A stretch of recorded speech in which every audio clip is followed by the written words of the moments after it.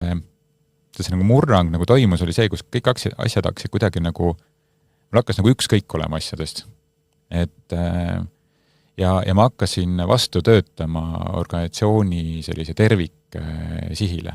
Et need on need kohad, kus ma olen nagu paar korda olnud ja ära tabanud, et ma hakkan vastu töötama sellele.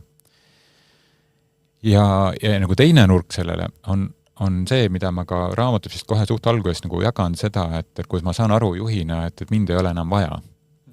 Et koondamine on kõige toredam asi, mis juhina üldse saab juhtuda minu meelest, et see nagu, siis on see töö ju tehtud, me tuleme ju tööd tegema sellepärast, et töö saaks tehtud, mitte et me eluaeg teeme tööd. See ei ole töö tegemise mõte. et ma ei tea, lähme mingi taluaega tagasi on ju, et mõtlesin, et sa teed töö ära ja siis on see töö on tehtud praegu, mitte et sa kogu aeg teed seda tööd on ju. Aga praegu meil on nagu komme niimoodi, et me kogu aeg käime esmaspäevast reedeni 9-5 käime muudkui tööd tegemas ja eluaeg me teeme tööd. Kuidagi valmis ei saa, aga teeme tööd. Ja siis, kui hakkab natuke valmis saama, siis me tekitame mingi draama kuskil, et siis me saame seda lahendada seal tööl.